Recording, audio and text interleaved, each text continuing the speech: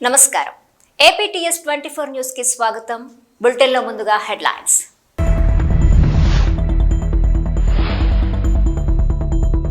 వినాయక చవితి మంటపాలకు విగ్రహాల ఎత్తును బట్టి చలాన్లు విధించేలా ఆంధ్రప్రదేశ్ కూటమి ప్రభుత్వం. చలాన్ల వ్యవహారంలో మొదటి నుండి వ్యతిరేకించిన తెలంగాణ బీజేపీ మహిళ.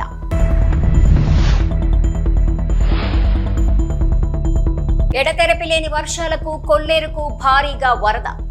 అప్రమత్తంగా ఉండాలని హెచ్చరికలు జారీ.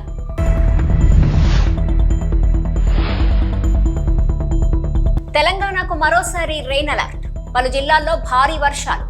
హెచ్చరికలు జారీ చేసిన అధికారులు. వినాయక చవితి మంటపాలకు విగ్రహాల ఎత్తును బట్టి చలాన్లు విధించేలా ఆంధ్రప్రదేశ్ కూటమి ప్రభుత్వం తీసుకున్న నిర్ణయానికి సర్వత్రా వ్యతిరేకత రావడంతో ఆ నిర్ణయాన్ని కూటమి వెనక్కి తీసుకున్న విషయం తెలిసిందే. గణేష్ మండపాల చలాన్ల వ్యవహారంలో మొదటి నుండి వ్యతిరేకించిన తెలంగాణ బీజేపీ మహిళా నేత నటి మాధవి, ఏపీ హోంమంత్రి అనిత గత ప్రభుత్వ హయాంలో నిర్ణయించిన ధరలనే అధికారులు ఇవ్వటంతో పొరపాటు జరిగింది.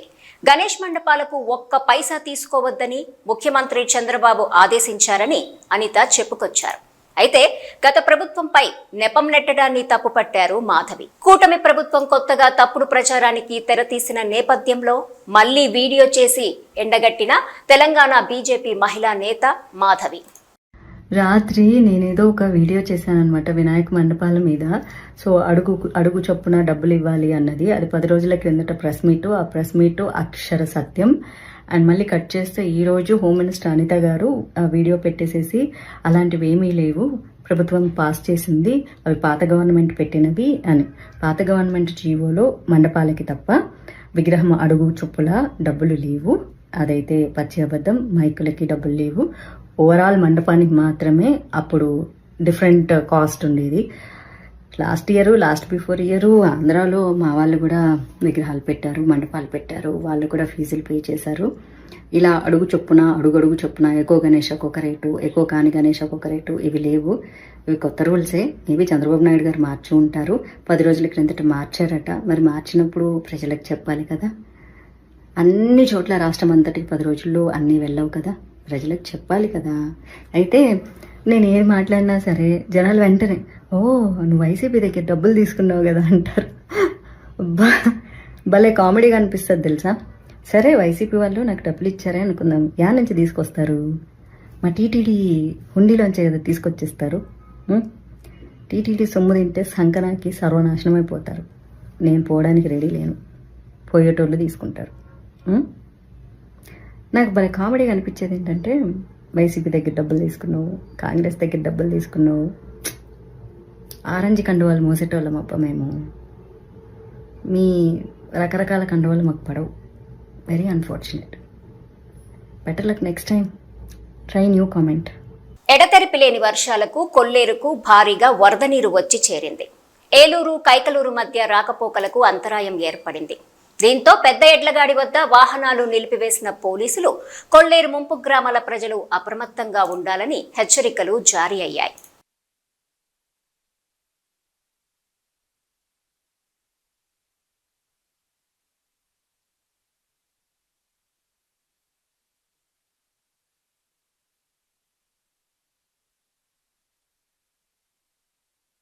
హైదరాబాద్ వాతావరణ శాఖ అధికారులు తెలంగాణకు రెయిన్ అలర్ట్ జారీ చేశారు.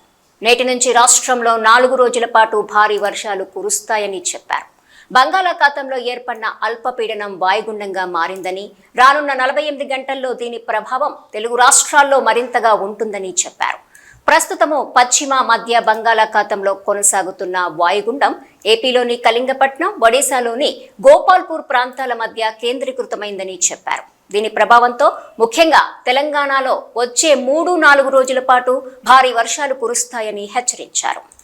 అయ్యా మాది చక్రాపల్లి గ్రామము, గాలిగొండ పంచాయతీ, అలాగే అల్లూరు సీతారామరాజు జిల్లా. అయ్యా మాకు విపత్తు నిమిత్తం ఆదివారం సాయంత్రం రాత్రి 12 గంటలకు పైనుండి కొండ సరియాలు విరిగి మా ఊరు అంతా ధ్వంసమైపోయినది. మాకు అందులో 2 ప్రాణ నష్టాలు కూడా 4 మందిని కాపాడాము.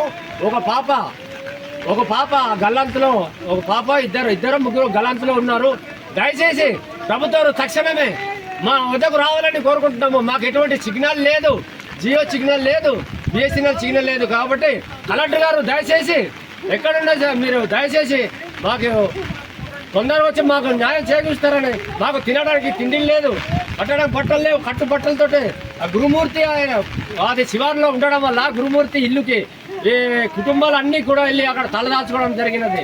కాబట్టి తక్షణమే మాకు 24 గంటల లోపల మాకు వచ్చి మా గ్రామాన్ని సందర్శించాలనేసి మేము కోరుకుంటున్నాం సార్.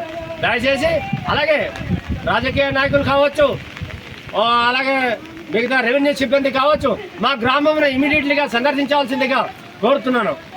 నమస్కారం సార్, నమస్తే, ఉంటాం సార్. దయచేసి మీరు తొందరగా మా కష్టాన్ని మా గ్రామాన్ని ఆదుకుంటారని మేము కోరుకుంటాము సార్.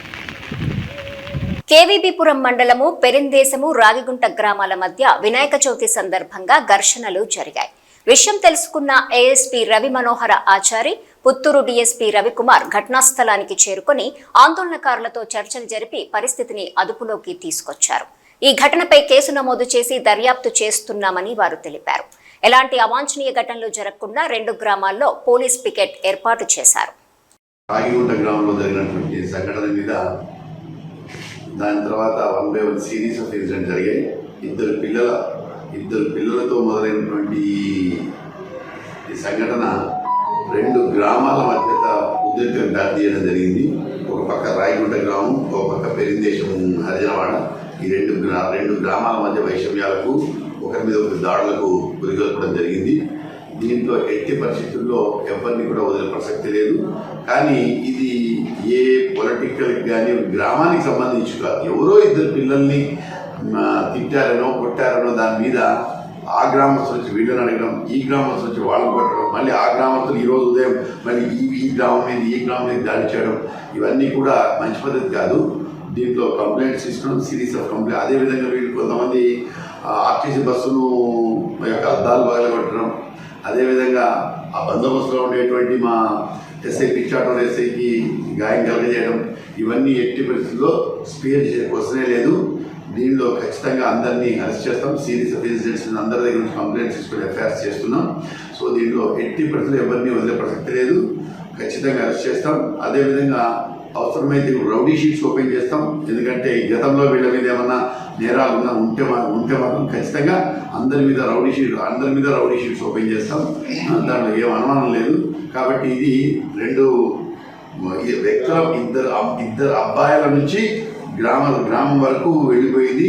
పైగా ఒకసారి కేసులో ఇరుక్కుంటే ఎవరు కూడా కాపాడలేరు, ఉద్యోగాలు రావు, మరి దాని మీద ఇవన్నీ కూడా వెరిఫికేషన్స్లో ఇవన్నీ పోతారు. కాబట్టి అందరూ సంయమనం వహించండి. ఊర్లో కూడా పికెట్స్ వేస్తున్నాం. కాబట్టి ఒకరినొకరు ముఖాలు తెలుగుదేశంలో రావాలంటే ఇక్కడ నుంచే పోవాలి కదా, ఇక్కడ మన రాయగుంట మీద నుంచే పోవాలి. కాబట్టి ఒకరినొకరు ముఖాలు చూసుకునే పరిస్థితి ఉంటుంది.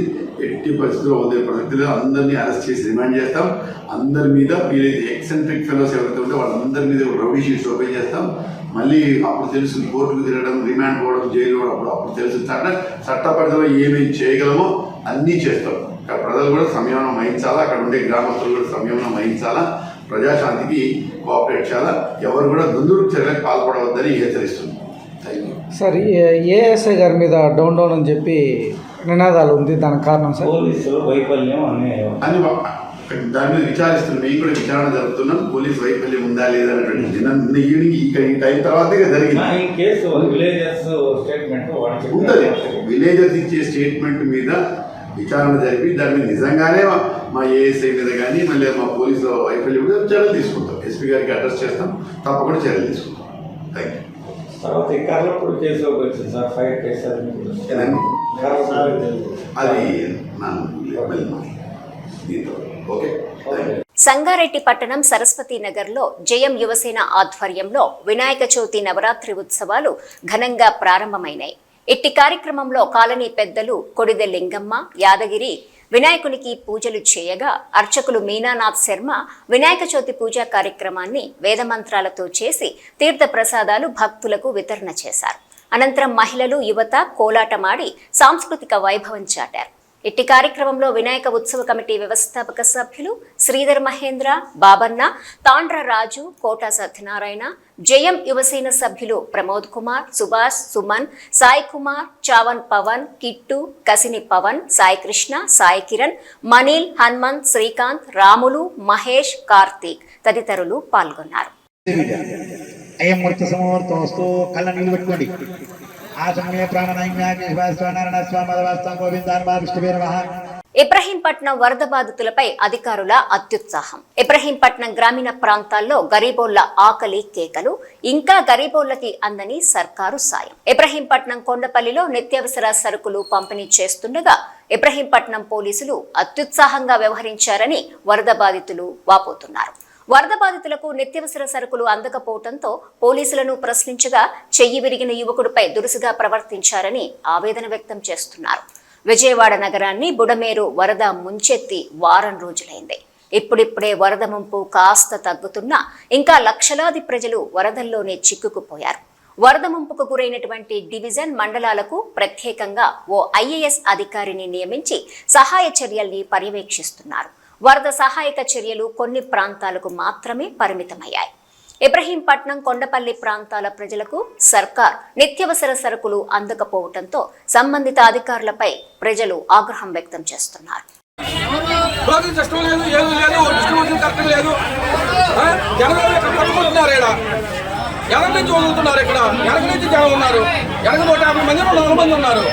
ఎంతమందికి డిస్ట్రిబ్యూషన్ ఇస్తారు వీళ్ళు?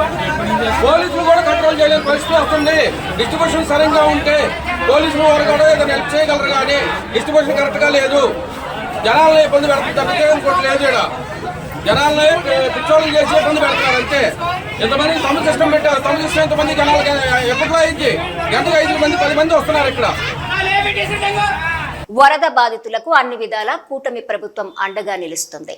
ముంపుకు గురైన ప్రజలకు నిత్యావసరాలు అందించడంతో పాటు పశువుల కోసం 200 టన్నుల పశుగ్రాసం కూడా పంపిణీకి సిద్ధం చేస్తున్నాం. పార్టీలు వివక్ష చూపకుండా వరద సహాయక చర్యలు అందించి అసలైన ప్రజాప్రభుత్వానికి నిర్వచనం అంటే ఏంటో ఆచరణలో చూపిస్తున్నాం. దెందలూరు ఎమ్మెల్యే చింతమనేని ప్రభాకర్ తెలిపారు. వరద ముంపుకు గురైనటువంటి ప్రజలకు కూటమి ప్రభుత్వం తరపున అన్ని విధాలా అండగా నిలుస్తున్నామని, నష్టపోయిన వాళ్లు వైసీపీ పార్టీకి చెందిన వారైనా సరే వారికి కూడా ఎలాంటి వివక్ష చూపకుండా అన్ని రకాల సహాయక చర్యలు అందించి కూటమి ప్రభుత్వం అంటే అసలైన ప్రజాప్రభుత్వం అని నిరూపిస్తున్నామని దెందలూరు ఎమ్మెల్యే చింతమనేని ప్రభాకర్ తెలిపారు.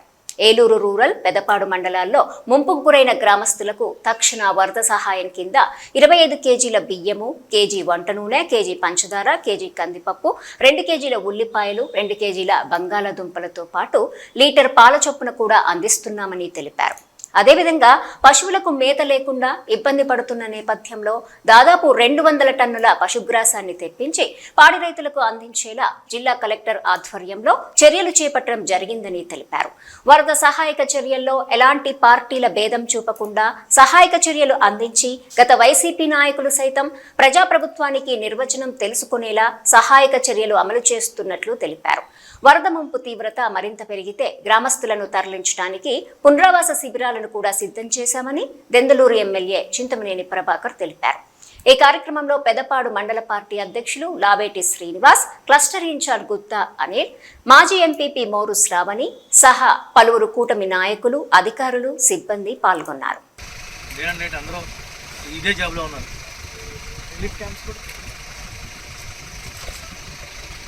గారు 200 టన్నులు పశువులకు కూడా దానా ఆర్డర్ చేశారు. నేను చెప్పాను ఆర్డర్ గారికి, జేడీ గారికి 4 రోజులు బట్టి చెప్తున్నా, ఇట్లా ఉంది సార్, తినడానికి గేదెకి కానీ ఆవుకి కానీ గడ్డి ఎక్కడ దొరుకుతుంది? ఎండు గడ్డి లేదు, పచ్చి గడ్డి లేదు, అవి పాలు ఇవ్వట్లా. అందుకని లీటర్ పాలు ఇచ్చామనేవాడు. ప్రతి ఇంటికి పొద్దున్న 1 లీటర్, సాయంత్రం 1 లీటర్. ఇప్పుడు క్యాంప్ పెట్టిన కదా, నిన్న గొడవల్లో ఇంక వాటర్ వెళ్తుంటే ఈ చేప ఇచ్చేయడానికి మీరు పైపులు పెట్టారు. ఇప్పుడు ఆ పైపులే మాకు చేపాలకం అయిపోయి ఈ ముంపు వచ్చింది. వాటిలో నుంచి వాటర్ వచ్చేస్తుంది, మనం ఆపలేకపోతాం. ఇప్పుడు ఇది పెట్టిద్దాం, ఇప్పుడు తీసేయడం బెటర్. ఇప్పుడు తీయలేదు సార్, అయిపోయిన తర్వాత దానికి షట్టర్స్ పెట్టుకుని చెప్పండి. లాక్ పైనుంచి చక్రం ఇస్తే క్లోజ్ అయిపోద్ది, ఓపెన్ చేస్తే ఓపెన్ అయిపోద్ది. అలా పెట్టామనుకోండి ఎవరికి ఏ రకమైనటువంటి ఇబ్బంది కూడా రాలేదు. దానికి కొబ్బరికాయ కూడా కొట్టలేదు.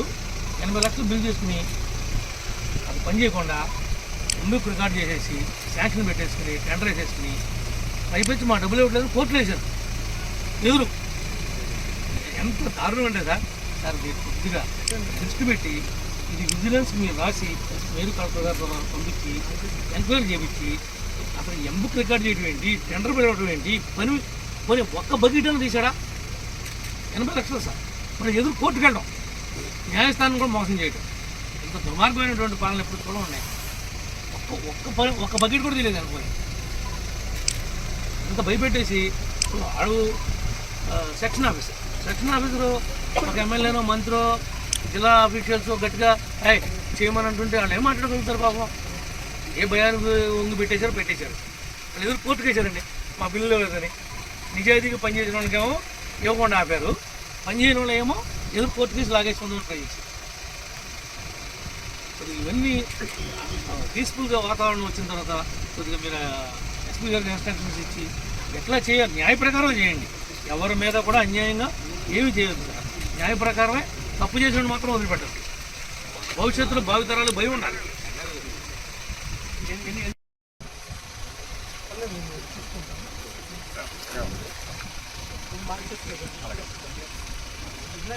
ఇవి ఈ బులెటిన్ విశేషాలు. నమస్కారం.